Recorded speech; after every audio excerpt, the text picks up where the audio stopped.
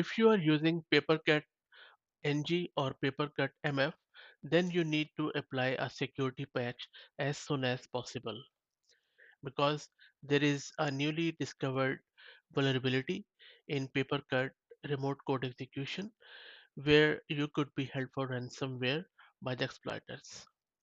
The name of this vulnerability is CVE 2023-27350 and it's an ongoing exploitation. In very simple words, this CVE is an unauthenticated remote code execution vulnerability in this PaperCut MFNG print management software that allows attacker to bypass authentication and execute arbitrary code as system on vulnerable targets. But the good news is that the patch is now available and it should be applied on emergency basis.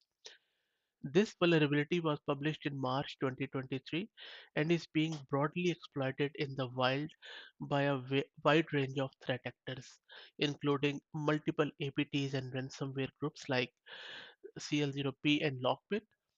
Several other security firms and news outlets have published about it. So if you are using Microsoft or any other operating system, the patches are available.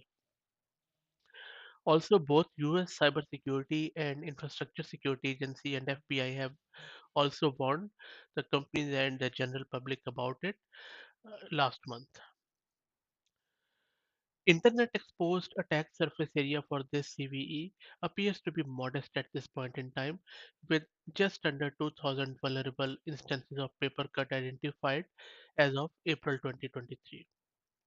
But the thing is, there are more than 100 million users, which are the users of this software. So the actual attack surface area is huge. So if you are using PaperCut NG or PaperCut MF, I would say drop everything else. And if you haven't applied the patch, then do it as soon as possible. And you can get the patch from various locations. I would suggest that whatever antivirus you are using, update it immediately and reach out to your product manager or technical account manager and make sure that when once you update your antivirus or whatever vulnerability management software you are using, it includes that patch for this CVE. I hope that this was useful.